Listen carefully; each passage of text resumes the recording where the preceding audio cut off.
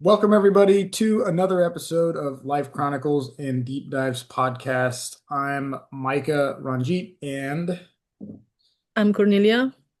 and she is Hi, all Mike. the way in Denmark. Yeah. How are you You are doing? all the way, you are all the way in United States. Yeah, it's kind of I think it's kind of cool we've been able to coordinate this for so long. And on that note, please don't forget to like the video, subscribe to the channel, and then check out our links in the description box below for our websites. Today, we're going to talk about a couple different things, a little bit more heavier topics than the last two episodes that we've had, but I think they're going to be very important for us to kind of like dive into. The first one is people that don't retire, they stay working. Now, I'm not talking about people that financially need to keep working. I'm not talking about people that have a financial goal to achieve, like work till I pay off a mortgage or, work to buy this object, whatever. I'm talking about the people that have a means to retire, uh, and then they just choose not to. And I wanted to dive into it. So, Cornelia, before I go on what I think it is, tell me what you think the reason is. And you said you knew somebody that kind of fits that that bill. So the people I know, they are not financially interested anymore. So they are good from this point of view. So my next thing is, are they like in hunger for power?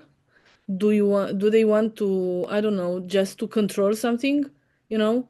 Maybe they don't like staying at home like I wish. I would stay home all day, go on an island, whatever, just relaxing. We all have things that we want to do and we don't have time for it. Hmm. But these people, I think they are doing exactly what they want to do. And Hmm. that's the secret here. Probably they found something that fits them, that feeds them as well. Hmm. So that's how I feel. Or they can be also greedy. Hmm. Not my friends, but some might be greedy. Hmm. And So then I yeah, think I agree. yeah, and it might also have something to do with not being with yourself, even though you're with a family. It's still hard, after you do something that you like, because these people, if they are successful people, they did something that they really loved to do. And I think Hmm. it's very hard to give up on that and just stay at home and do nothing. So Hmm. it might be this one as well. I'm not sure. What do you think? So I think you hit on a couple of topics, and one I thought was pretty provocative is that there's the power play, Hmm. right? The other one is the becoming nothing part, which is also a pretty big deal. Yeah. So here in the United States, the previous generation before me and the generation before that, like everything was built on work, and you're told to go to work and do all of this, and that's how you have a measure of man. Did you work that hard? Did you do this? Did you do that in terms of like production, right? And there is like the human need to be productive or to do something, but I think it's a lot deeper. And like I said, I'm not talking about the people that financially need to keep working, which is more and more the case as taxes increase, governments keep paying for services or giving money away to people that don't necessarily deserve it. But that's another topic that we've talked about at Yeah. length. And I could go on it forever, but today we're going to be talking about specifically the people that are at work, that are financially sound, that have the opportunity for a level of freedom, but they're willingly staying at work. And I think it's interesting because one, there is the power play. They've worked hard to achieve what they have. They've probably climbed the ladder. They Mm. probably have, worked to get to the top or, near the top. And so what happens is that once they quit or they stop working, they retire, even though they'll have like financial, they'll have a pension or, the 401k or Social Security, at least here in America. So they'll have like a fixed income. The fear is that they will become nothing. Mm-hmm. So they've had all this power, they've directed this thing that makes them feel good. When they lose that and they become nothing, then they have to cope with that. So while they're in their job, they're, you know, working, they feel good. They've taken this job and made it part of their identity. What happens when you try to separate a part of your identity from who you are is that it's near impossible. You see this at a smaller scale when people were like, oh, yeah, I used to do it this way at this job, or I used to do it this way at that job. That small little thread of connection that people have to their past and to how they used to do things, they're reminiscing on that, maybe in a good way, maybe in a bad way, but the thread of connection is there. So the two biggest things that I see are the power and the fear of becoming nothing. But a lot of them choose not to face that fear, and that's where they get stuck still working. They choose not to face the fear head on. Instead, they're like, oh, I'll give it another year. I'll give it another year. That's not an act of somebody that's like, thinking about a goal. That's an act of somebody who's afraid of that terminal date of when they're going to be able to quit. And what happens is on the other side of that terminal date is nothing. They become nothing. They lose all of their power. They lose all of their identity that came with that job, and they just become a person. And so I think that is a big driver. It's the fear, the challenge, and then becoming nothing.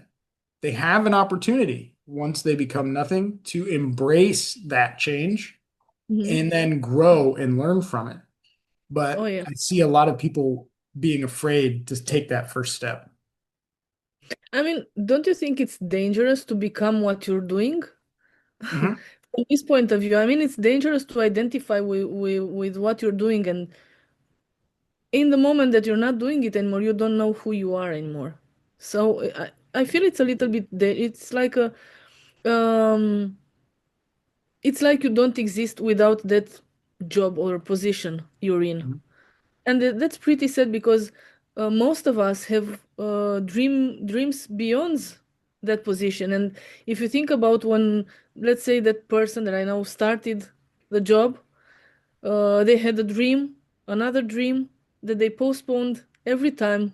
I'm gonna do it next year, like just like you said, next year I'm gonna do it next year and next year, and then you get old, and you cannot fulfill the other dreams that you have. You cannot um, discover yourself in other kind of situations except of that one. People they were just working. They've become this identity that is their job, and it's dangerous. Yes. So it might be dangerous. At the same time, you cannot judge these people because you live, imagine that you work in the same environment for 25, 20, 25, 30 years. Hmm. Know everything, you know how things work. It's a safe place for you, Safe right? place. Hmm. Yeah. And then you have to take a leap of faith and become something else or choose something else. Maybe you don't like it, maybe you're not good at it, maybe it's boring for you or whatever. It's a leap of faith to do it. So most of Hmm. them probably are choosing the safe place Hmm. where they are in control. All of us, we we all want to be in control. Absolutely. I think it's that's a more empathetic way to look at it. And like when I'm bringing this into the play, I'm not bashing anyone that, any of our listeners that, work or that they want to keep working or, they're nearing retirement and then, they want to keep working to build their 401k or they want to keep working because they're afraid to take that step. The whole point of this topic, this conversation is to maybe bring awareness to the fact that yeah, they're afraid. And then maybe they'll take that next step because when you look at the retirement age across, the world, I don't know, upwards of 60, upwards of, you know, in some cases 70, depending on, who's retiring and what job they have or financial background. Mm. But by that time, you've worked 5 days, 6 days a week, maybe. You've had 2 days off of those days, and then you've been told that you need to keep doing this and pay your taxes and do all this stuff. And then by the time you're done, you'll have, you won't have much time to do the things that you really wanted to do. And your body won't be prepared to like take on those things. Let's say if you were like working, but you wanted to run, a marathon, or you wanted to go to Africa and travel around. I'm just, random stuff like that. You won't be able to do it because you're working and you need to request time off and whatever. But by the time you retire, you may not physically be able to do those things. You may be looking back. I ran into a guy at a grocery store and I asked him about they have like camper vans that you drive around in. And he had one and it was nice. And I asked him and he's like, yeah, I just retired last year. And he was like, I think he said he was like 70 or something. And he's like, yeah, me and the wife, we're getting ready. We're going to travel around the United States and try to do some of the stuff that we couldn't do when we were younger. And I asked him straight up, I was like, what's your biggest regret? He said, not retiring sooner. Mm. And I think while you're looking at it from the inside, while you're working and looking out, it's like a big dangerous step to take to go out there and not not work, right? And just try to find something to do because you're so used to being productive. And I believe that the education system and how all of our governments are set up to basically are in an education system. Ever since you were a kid, you're told, we talked about this, you're told you can be whatever you want to be working, right? Mhm. Um, you know what I mean? So it's all designed to get you to pay taxes. You're a tax battery for as long as possible. But then when you're done, you look back and you said, I maybe got 6 hours off after work every day and 2 days a week. You spent more time out of your house than you did in your house. You Mhm. spent more time at work than you did with probably your family. You spent more time at work than you did traveling the world or seeing and engaging with arts or building your own project, being Mhm. productive in your own way. You were productive in somebody else's way. Yeah. Like I said, I'm not bashing people that are wanting to keep working. I'm hoping they will see this and then recognize that they're afraid and maybe take that next step into becoming nothing, embracing it, learning from it, growing from it, and achieving something great. Yeah, that's so beautifully said. Embracing it. You know what? I think we are wasting a lot of opportunities and a lot of chances in life by being afraid of doing a step, you know? Mhm. Just taking one step, just saying yes to something. I don't know. We are missing so much opportunity. I have a friend who started, when he started working there, he was playing guitar. He loved to play alternative rock. He had a band. He was so happy about all of this is what made him happy all the time. So he had to work. He started to work at this company. I'm not gonna say the name, but it's a really big international company. And in 2 years, he lost his joy to live. I mean, for real. He was so tired all the time. In the company were so many discussions, like it is in every workplace. Discussions. His position was uh, someone else wanted his position, and he wanted someone else's position, and so on. It was crazy. So he lost his joy to sing. He didn't sing anymore. He didn't have a band anymore. He left the guitar somewhere in his room and never played it anymore. So, and I was thinking, what are you going to do? I mean, I was asking him, what are you going to do with the music? Because he was really good at it. And he said, now it's more important for me to get that position, to do this and that, you know? Mhm. So his dream is aside now. If he won't retire, like you said, in a good moment, he's gonna lose it forever. And it's Mhm. such a shame. Yeah, I And think in it's tragic Yeah, and in his some income cases. is not such a big deal, you know. It's not an income that you cannot made it by yourself these days. You can do it by yourself these days, you know. He's just working for someone else. He's getting someone else rich while he's losing himself. And Mhm. that's probably something that happens to many, many people today. So, and it is tragic because they lose part of who they were before, right? And then they, become this thing that the job needs them to be, constantly climbing the ladder for competition in an Mhm. effort for the company. It actually benefits the company to create that competition in an effort to produce a better product or better results. So, I mean, it's not really beneficial to the person because the company makes a lot more money off of you than you make off of it. Now, in reality, in the grand scheme of things, what's more important? Time. Mhm. And when you work your entire life, you run out of that time. And by the time that you are done working, you may not have time to do what you want to do. And so, for those of you that are still working, that need to work financially, keep the grind on, keep pressing. For those of you that are trying to achieve a goal, keep the grind on, keep pressing.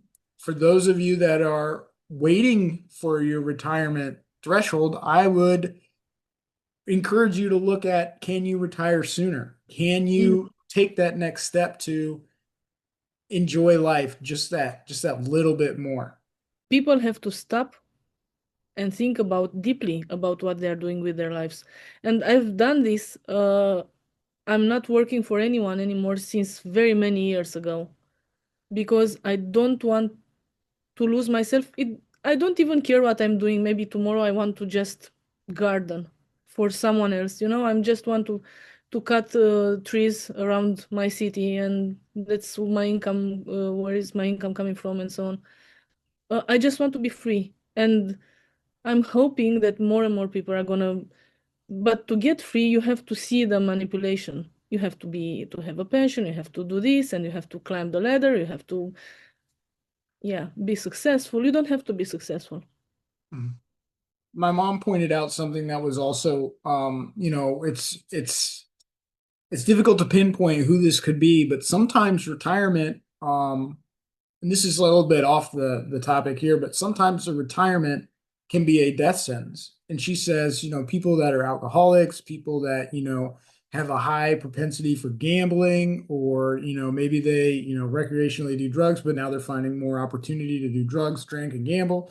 She says that can be dangerous. And I can see that. Like if they retire, they then have all of this free time, and then their mind kind of goes back to where they are in that place, that vulnerability where they can get caught up in those negative activities. For those people that need the job, they need the work to maintain a level of sobriety or distance from a negative or antagonistic behavior. For those strong, stay strong and keep doing what you need to do.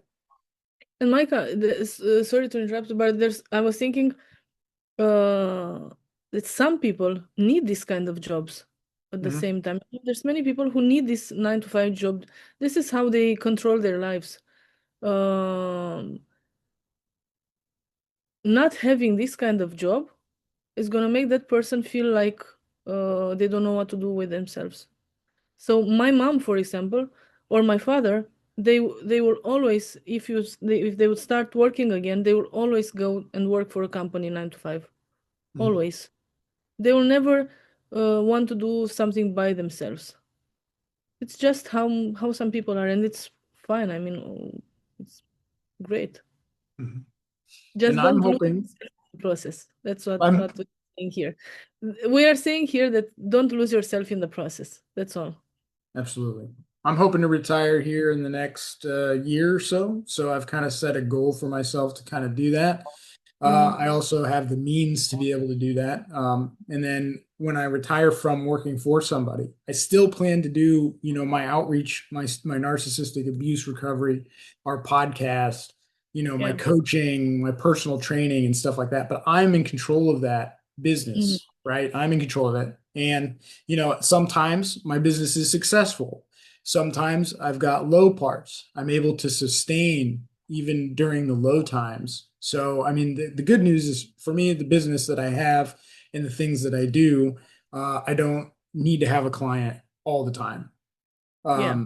So I mean that's a plus, and I'm hoping that other people will maybe look into finding ways that they can take more control of their life rather than having their life in control by somebody else. I think we're going to switch now to the next topic, and I know these are both mine, but it's I was watching a Western the other day, Hostiles on Netflix, and it's a great Western movie. Stars Christian Bale and Rosamund Pike and some other people. Ben Foster's, I think, in there. In the movie, they collect an individual. He's a prisoner. He's a soldier. He's an American soldier. As they're transporting these Native Americans to their homeland for burial. And in that, they in that time period, obviously a lot of people die. Um, and there was a nice soldier who was watching this prisoner, brought the prisoner coffee, then he unchained the prisoner. I mean, it wasn't smart, but he was being empathetic to this guy because it was cold and it was raining and he didn't have a tent and a fire, and they brought him coffee so he didn't freeze. The dude then tackled the man who brought him coffee. The prisoner attacked the man who brought him coffee, took his gun, and then the guy that brought him coffee, the soldier that brought the prisoner coffee, was like, "Don't shoot," and like put his hands up. And there was a pause there for a second, and the prisoner had the opportunity to not shoot and just run away, but instead shot this individual. So the topic is it's a very heavy topic. What makes people make the decision to kill someone? What do you think? You really want me to to give you an answer on this one? Oh my God. When you said, yeah, when you told me you want this topic, I told you I'm gonna think about war all the time. But now that you brought the movie scene, yeah, that's a very good question. It was so intense because there was that moment of pause where he had the opportunity to just run away with the gun and still get away. He didn't need to kill the guy, but he Mm-hmm. did. So, I mean, and I watched another show on Netflix, American Primeval, which is a great mini series. And there's a lot of killing in that. When you look at westerns or you look at movies previously, history, they're showing you a section of history. We are still living in a society where people make the choice to kill people every day. Mm. And I'm wondering why that choice is being made. So my question is why do people do this? And it's not contextual just to the movie. It's just the movie brought me to the point of asking that question. Okay. Because, Mm. like, I've seen crime stats across Mm. America, I've seen increases, decreases, I've seen, you know, just the increase. Or is it from previous, generations? Are we just more aware of it now? Is it more readily available?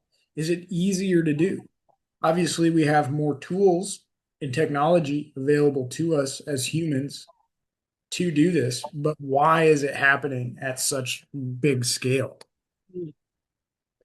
So I don't know if you've heard about this series with the Dutton family, and they go from the start of the United States. And one of the episodes were with so much killing in it. So I realized that it was like like a kind of lifestyle back then. Mhm. No question asked. You didn't have any conscience problem or whatever.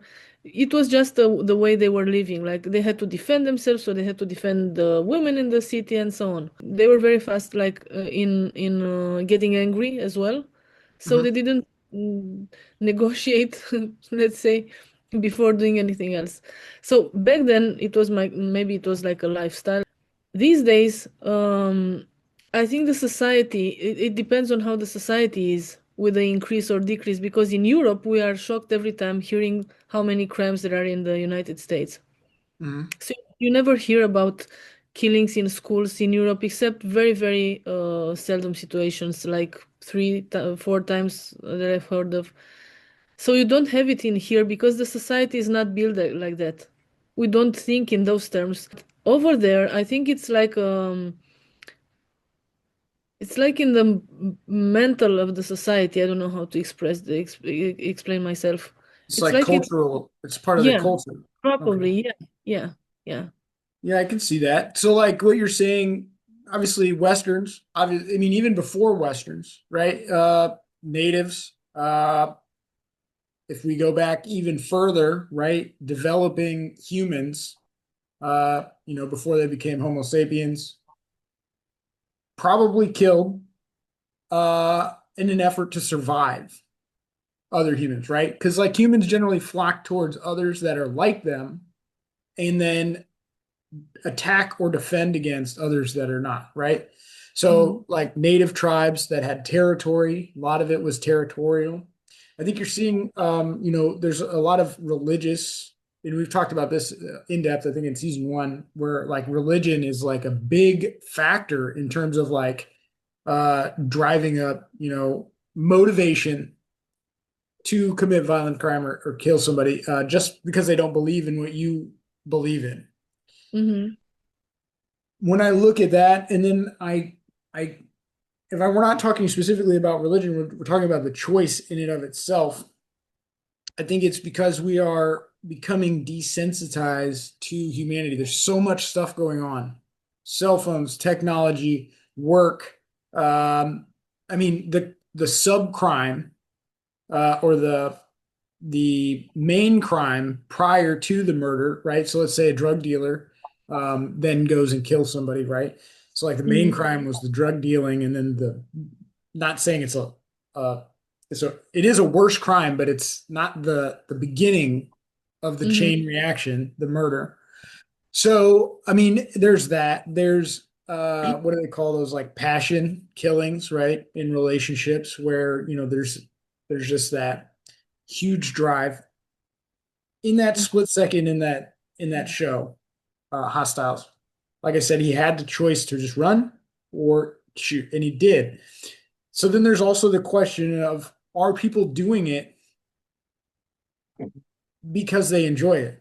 And I'm sure there are, like obviously there's, diagnosis for people that do have that, get that pleasure, right, from that. But in an everyday society with the amount of crimes that we have in America, violent crimes, why so much? Is it just that it's so easy to do it? And then why is it so easy? Mm-hmm. Are we not as a society or humans thinking about the consequence, right? Does it not bear on the psyche to take a life anymore? Are we evolving in a way, or certain classes of society, certain groups that have a higher prevalency towards violence, crime, are they evolving to be desensitized to that? Just so that way it's easier for them to commit these crimes. But then how do you rehab somebody away from it? I mean, do you really think that it's more crime now than it was 50 years ago or 100 years ago? I think there is so I would say, like, let's say if you were a settler or, you were traveling across, in the case of American Primeval, a Mm-hmm. family is traveling across the United States and then they hit this, like cutoff point of like where society kind of just ends. And then there's this huge, vast expanse where you have to cross, and there's natives and, fur traders and all this stuff. Mm-hmm. And, like rape and, murder of children and women is just prevalent. And I would say then there were less people. So as a human species, is it just something that we are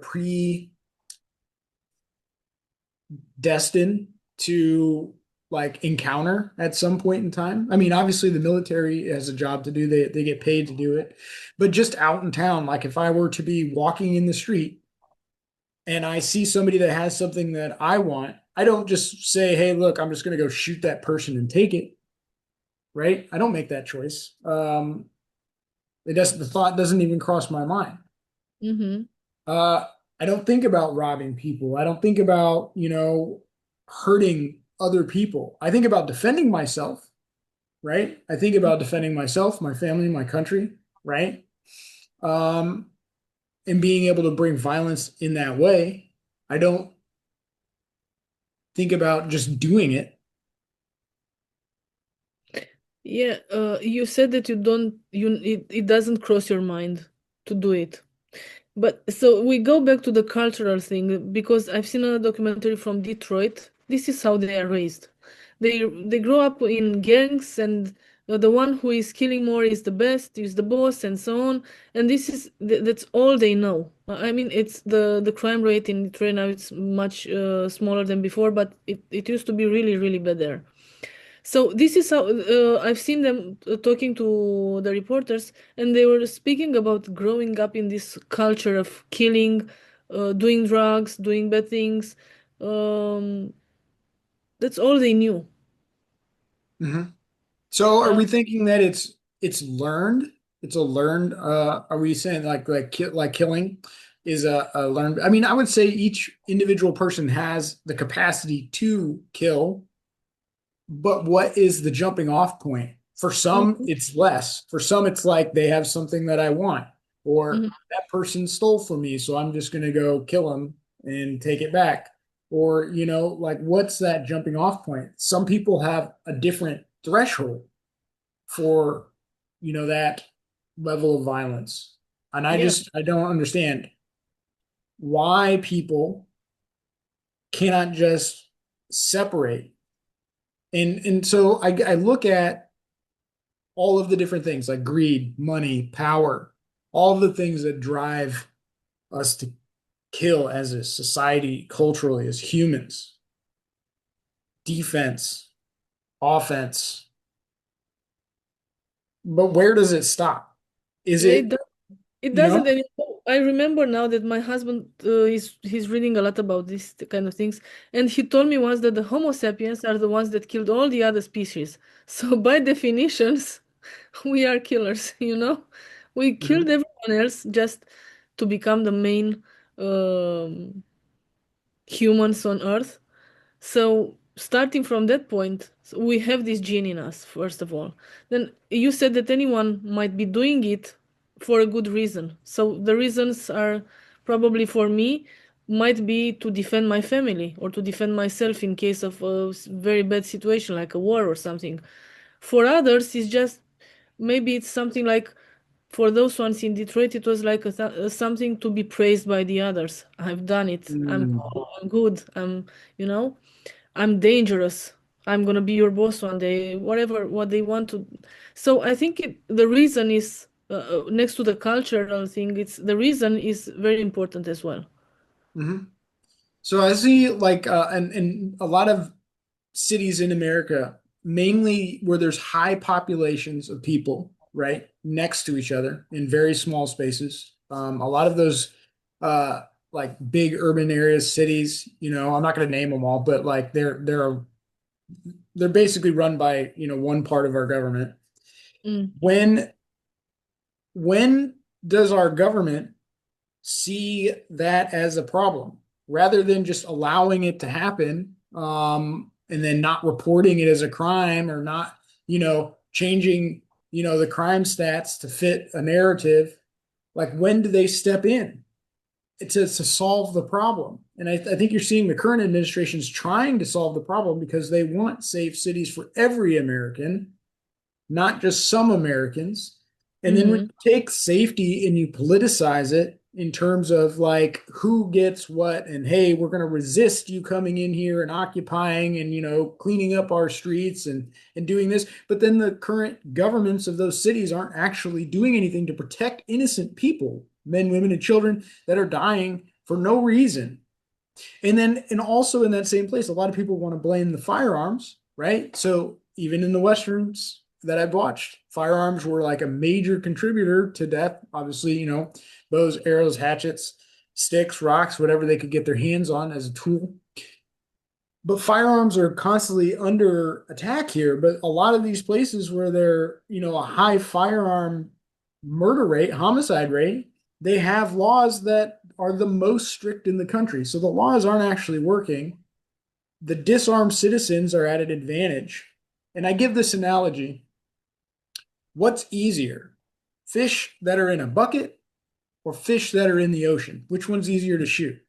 Right? So Mhm. you've got the disarmed society in the bucket, and then you've got an armed society as the ocean, right? So like you give people the opportunity to defend themselves. And I think that's what we're afraid of because if you look at those Westerns, everybody had the opportunity, and I've talked about this like absolute freedom where you just get to roam and then defend yourself. You don't need the police. You do your own investigation, retaliation.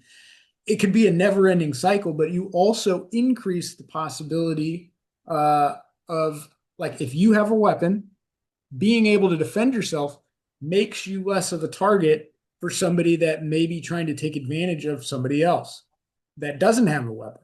So a disarmed society is essentially like fish in the barrel, fish in the bucket. I And mean, you know, it might be, but at the same time, if you think about Europe, Australia, and United States, the United States are having the highest crime rate. mhm. And I'm not sure it has anything to do with you having guns all the time. Everyone has a gun there or more, right? But it is this difference. Why is this difference? And is it just a coincidence that you have access to guns and you have the highest crime rate? Uh, I don't know. Well, I think the people that are committing these crimes in these cities, right, or in these locations. I mean, I'm not saying I've got a certain demographic laid out, but like the or certain location, there's many locations that have this as an issue. When we put a lot of people together, and then you ban weapons or you make laws that prevent people like me, law-abiding citizen, somebody that doesn't want to get in trouble, somebody that Yeah. doesn't want to break a law to break another law Hmm. or break a law just to protect myself because I don't want to get in trouble. When you Yeah. create a society that people are afraid of their government because they can't do these things, Mhm. then the people that are actually with the guns are the ones that are actually breaking the law first. But you don't see the government going after them. They just create more laws and this and that go after the people that are actually following the laws.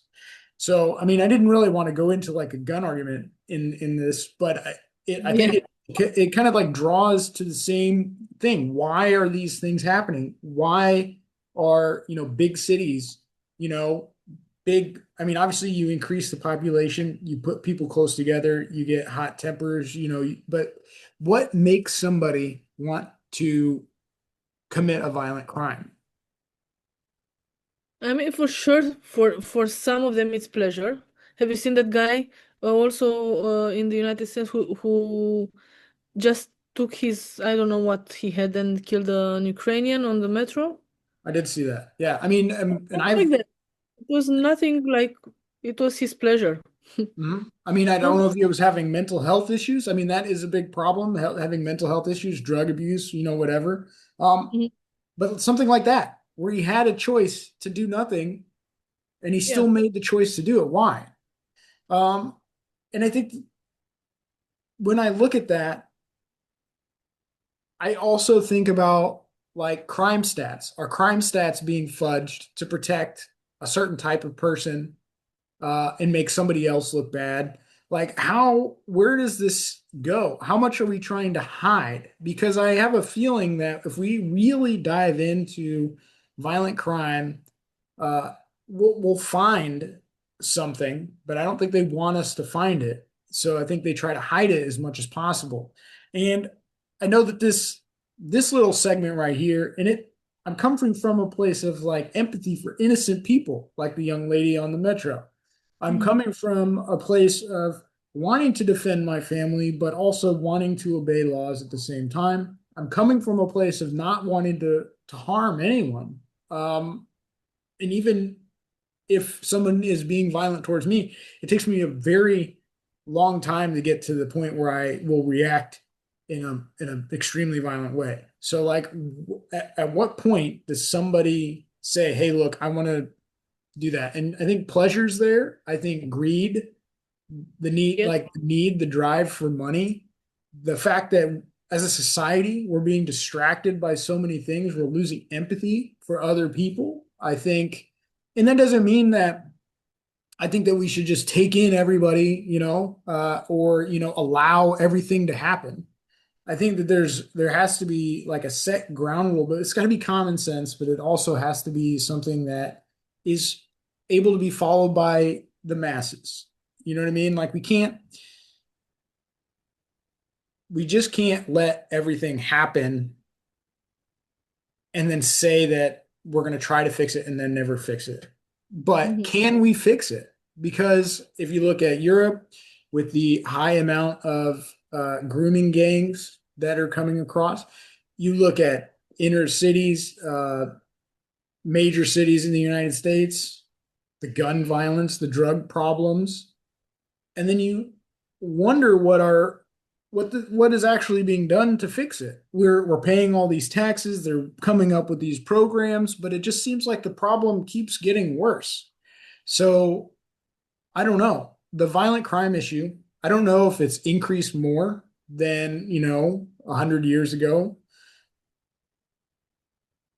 but why hasn't it tapered down? The laws clearly don't stop people from doing something that they're going to do in the moment or that they've premeditated, right? Mhm. Yeah. So where in the human brain does that come from? And we've talked about dark triad personalities, Mhm. like Machiavellian, narcissists, psychopaths, then we've got sociopaths, borderlines, we talked about like all of these dark personalities, each person having different qualities that are attributed to those, just some at a higher scale on the spectrum than others, right? Mhm. Is that getting worse? Is it coming from the food? Is it coming from, media? Is it coming from pharmaceuticals? Are they I mean, making our brains weak? Like for what's sure, the for sure, the pressure is much bigger now than it was before on Mhm. anyone. Uh, so this might be one reason, but you said something about psychopaths and all these kind of categories of people. But I think, do you know that guy who killed that big boss from insurance company?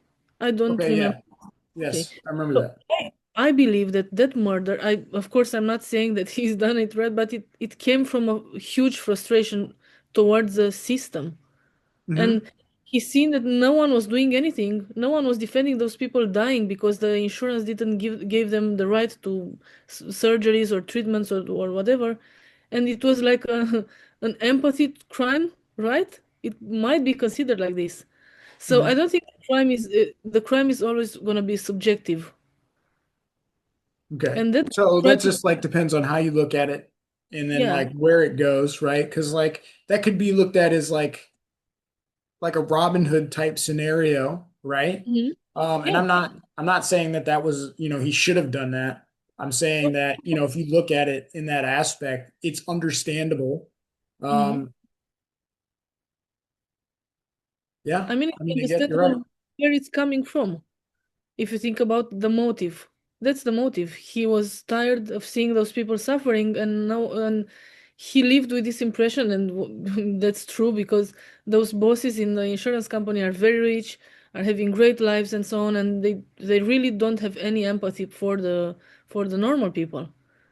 And he made this. I think he did it because he wanted just to signal this is a huge problem, but nothing changed after. I'm sure nothing changed Hmm. except I mean, his that's life. like gang violence as well, right? They make a choice to like, fight over turf. They make a choice to, you were talking about gangs, and I remember specifically when I was stationed in California, And I lived in this smaller town, like a little bit away from the base. And there was a homeless lady that kind of like hung out in this car wash all the time. And she would live there. And, I think she had some mental health. I mean, I'm sure she had mental health issues. But, and then I stopped seeing her there. Uh, and there was like a huge crime scene like the next day. Turns out that two like 17-year-old kids, in order to get initiated into a gang, stabbed this lady like 129 times in that car wash. Mm-hmm. So, Horrible. that's like why make that choice? And I just don't understand it. I mean, I guess each one is contextual because like that one doesn't gain you anything. So they did it for status. I can answer to this because I've worked with teenagers that age. They want to belong to a Mhm. group. And that's their only they don't know anything else. The kids who grew up in these neighborhoods with crime, drugs, whatever, they don't know anything else. So it's their only way to become something in life. That's how they think about it. This is how I'm gonna become something, like stabbing that woman. They Yeah, I want to mean be. it's kind of sad. I mean, like, and I look at it and I know that I'm creating in this episode more questions about it um than I'm answering. And that's because I don't have the answer. I just want to talk about it because I want to find the answer. What is causing people to kill people? Um, and if you look at it from a drug dealer's perspective, like they're doing it to like get money or get their drugs back or somebody like did something, right? But like Yeah. why is that where we go, right? Yeah, I don't understand it. As a woman, I'm watching a lot of crime TV to relax. This story about women, we relax when we watch crime TV. Most of the criminals were those very nice guys in the neighborhood, you know? Very Mhm. quiet, nice guys. You would never think about something like this. And then, bang, one day he's killing all his family, or I don't know. He's a serial murder, serial criminal, how is it called? Sure. I mean, it could be, yeah, he could be like serial, murder, like serial killer or something. Yeah. And I've seen one. I don't know where he was, but they found under his house almost 300 corpses over the years, and he was the clown of the community. He was to all of the parties. He was the nice guy helping everyone, and he had a double life, right? Killing Mhm. uh, in the nighttime. So that one probably is a psychopath. Mhm. But at the same time, I'm not sure if you go to trial, if you are a psychopath, are you still doing the sentence or are you going to a hospital? This is something I don't know, to like a crazy people hospital. I mean, I guess that would just be depend on the case because, like, I mean, most likely you'll probably end up in prison because psychopathy in and of itself isn't like a debilitating disease. And a lot of times it's very cold, calculated, emotionless, Yeah. and, charming. And that's where they get you is the charm, right? And so I think it's interesting to look into it. I think it has a lot to do with where people sit on the spectrum of their personalities, right? So what antagonistic dark traits do they have? How Machiavellian, how narcissistic, how psychopathic, how sadist, like when you put somebody as like a whole and then you start to create like, okay, so this person in this category of their personality is more of this and less of this and more, right? And you start to create like this picture of this person, and this would be like a detective or somebody. This would have to be after the crime, but I mean, I try to look at people before and kind of like get an idea of who they are. So when I'm looking at them, I'm building that. Okay, so we've got more of this, less of this, more of this, right?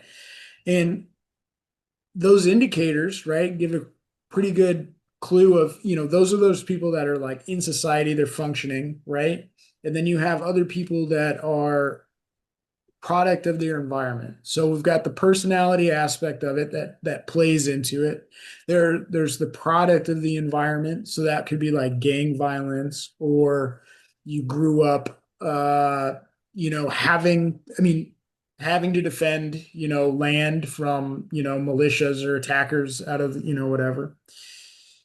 And then we look at the pharmaceutical aspect of it or the chemical aspect of it. What in our food are we eating? And in Europe, it's not so much of a problem, but in the United States, you have a lot of food-like substances and stuff like this. I think they're releasing something that links certain chemicals, drugs to autism. Are those same chemicals giving humans a higher propensity for lack of empathy or killing? So it's like, you know what I mean? Like you put that personality with the environment and then you add the chemical, then is that also a contributing factor? And I didn't do any research, but I will after this podcast do that. If any of you guys that are watching have answers, or you have comments or ideas, don't forget to leave those in the comment section, because I know I threw a lot of why is this happening and what's going on right in It's a this never, episode.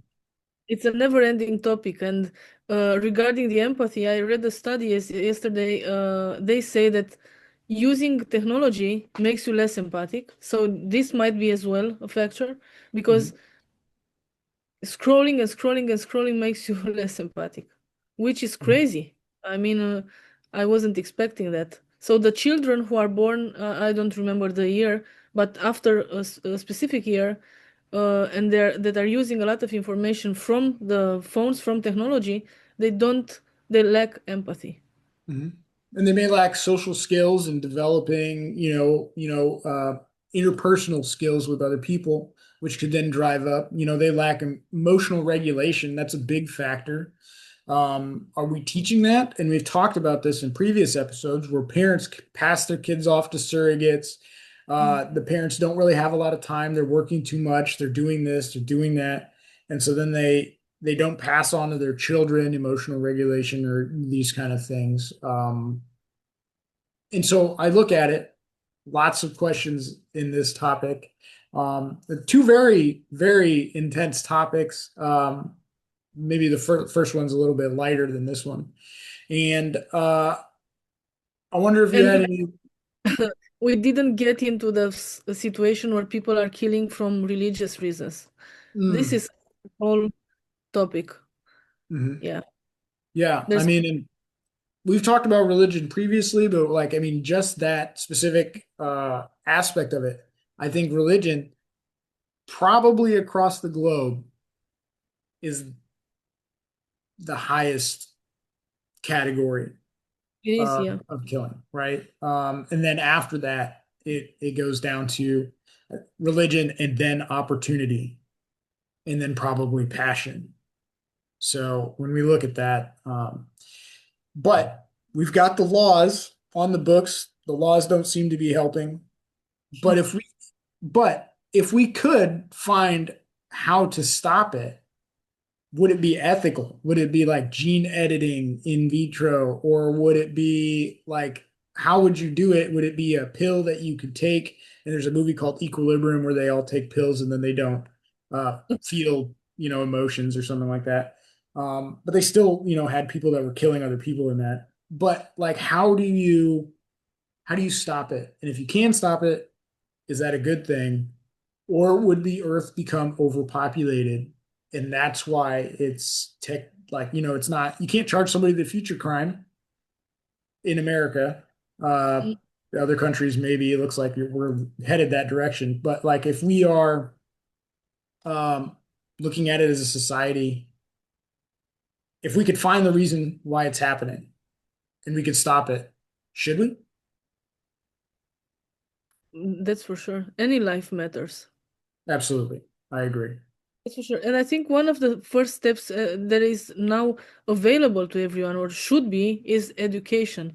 Because if you take a look, these crimes happens, and I'm including the religious ones also, in the uneducated areas. So the people who are uneducated are more prone to doing these kind of crimes rather than the ones that are educated. Mhm. Absolutely. Well, thank you, everybody. I hope this has been a very thought-provoking and intense episode to maybe get, if you're planning on retiring, thinking about taking that next step. If you are, in a place where you want to think, deep dive into your own personal motivations, looking at individuals outside of your household and looking at crimes and trying to figure out why this happened, take a second to think about the innocent people. If you have any questions, comments, concerns, leave them in the comment section. Don't forget to like, subscribe, and check out the link in the description box below for our websites. And we're going to try to do a new episode every Friday. Isn't that right, Cornelia? We're gonna try to put one out every Friday? Mhm. And just so everybody knows, Cornelia is the production designer, editor. She is the core strength of this podcast. It's her Don't worry. baby. And so we're going to try to do it every Friday. And then if we have to take a break, so her schedule can allow her to take her daughter to tournaments and stuff like that, we'll do that. And hopefully, I have my new webcam up and running, so it seems to be working okay. Mhm. Yeah. All right. Thank you, everybody. And we'll see you next Friday. Bye.